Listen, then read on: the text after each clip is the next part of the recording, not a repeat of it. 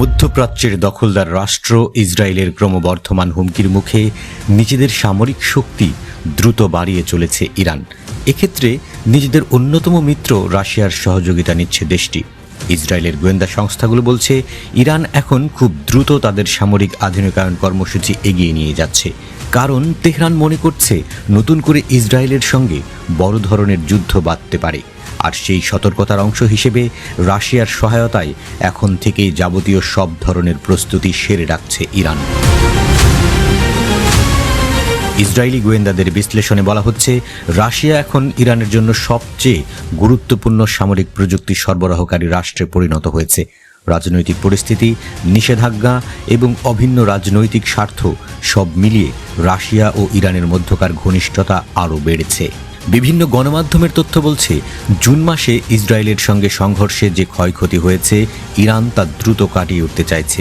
গত 2 বছরে ইরানি নেতারা বারবার রাশিয়ার সামরিক কারখানা ও গবেষণা কেন্দ্র পরিদর্শন করেছে। সেখানে পারমাণবিক গবেষণা, ক্ষেপণাস্ত্র নির্মাণ এবং দূরপাল্লার আক্রমণ ক্ষমতা বৃদ্ধির মতো প্রযুক্তি বিনিময় হয়েছে বলে ধারণা করা হয়। ইরানের কৌশল শুধু নিজেদের সামরিক শক্তিতে সীমাবদ্ধ নয়, মধ্যপ্রাচ্যের তাদের ঘনিষ্ঠ মিত্র গোষ্ঠীগুলোকেও আরও শক্তিশালী করছে তারা। লেবাননের হিজবুল্লাহ, ইয়েমেনের হুথি, সিরিয়া ও পশ্চিম তীরে থাকা বিভিন্ন সশস্ত্র গোষ্ঠীকে নতুন ড্রোন, ছোট ব্যালিস্টিক মিসাইল এবং আধুনিক প্রতিরক্ষা ব্যবস্থা দিচ্ছে তারা। ইসরায়েলি গোয়েন্দাদের মতে ইরানের উদ্দেশ্য হল একটি বহুস্তরীয় প্রতিরক্ষা বলয় তৈরি করা, যেখানে প্রয়োজন হলে একাধিক পাশ থেকে আক্রমণ শুরু করে শত্রুর উপর চাপ তৈরি করতে পারবে।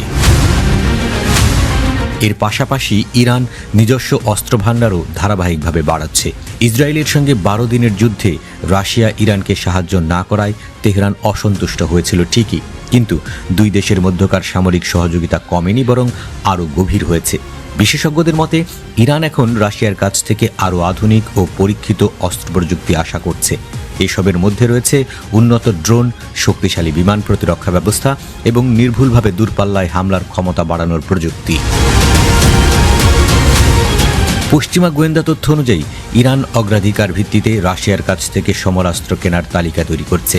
এই তালিকার শীর্ষে রয়েছে সুখোই 35 যুদ্ধবিমান, S-400 আকাশ প্রতিরক্ষা ব্যবস্থা এবং বুক এয়ার ডিফেন্স মিসাইল। এগুলো পেলে ইরানের আকাশে আগের মতো স্বাচ্ছন্দ্যে হামলা চালাতে পারবে না ইসরায়েল। পশ্চিমা গোয়েন্দা তথ্য বলছে, রাশিয়া ইতোমধ্যেই ইরানকে MiG-29 যুদ্ধবিমান দিয়েছে।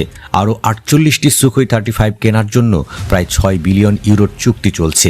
ইরান S-400 আকাশ প্রতিরক্ষা ব্যবস্থা ইতিমধ্যে হাতে পেয়েছে। বর্তমানে তারা আরও ইলেকট্রনিক যুদ্ধ প্রযুক্তি, ক্ষেপণাস্ত্র ব্যবস্থা ও বিমান ইঞ্জিন কিনছে।